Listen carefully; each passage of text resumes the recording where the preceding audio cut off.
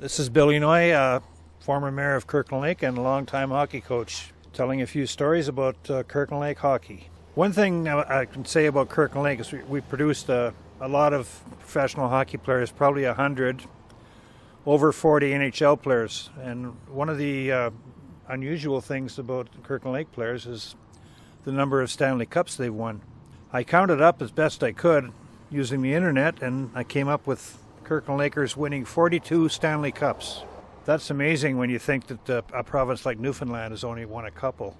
Most of the players were raised and born in Kirkland Lake that won those Stanley Cups. Backstrom, Duff, and Hillman won six each, and Lindsay and Mortson won 4 each. Players like Bill Durnan, who played here for 4 years, won a couple with Montreal. Johnny McCready won a Stanley Cup with Toronto. Shaky Walton was born here. He never played hockey here. He won the Stanley Cup with Toronto. So quite a mark on NHL hockey. One of my favorite remembrances from when I was young was in, I think it was around 1967. I was a catcher in the local fastball league, and Larry Hillman was our pitcher. One year they had a July 1st tournament. I think it was 1967, and our coach was Art Hillman, Larry's father.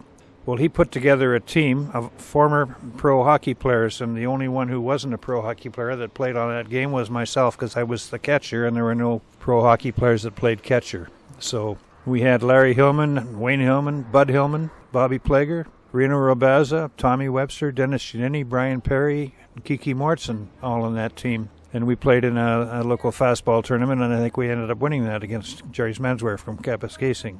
All in all, Kirkland Lake produced a lot of hockey players. It's a town that was very proud of that. I think one of the main reasons that people wanted to play hockey and get out of Kirkland Lake was that their fathers worked in the mines. And at one time there were 7 mines along the main street of Kirkland Lake. It was called the Mile of Gold for that reason. Mining was a good job, but it was also a dirty, dangerous job. And most of the kids who I grew up with didn't want to work in the mines, so they had to find a way to get out of Kirkland Lake one way or the other, and a lot of the players that left Kirkland Lake left for that reason. They would work very hard on the outdoor rinks every night to perfect the skill, and once one player from Kirkland Lake made it, it was easy for other players to look up to him and follow. Perfect example would be Dick Duff following Ted Lindsay to St. Mike's.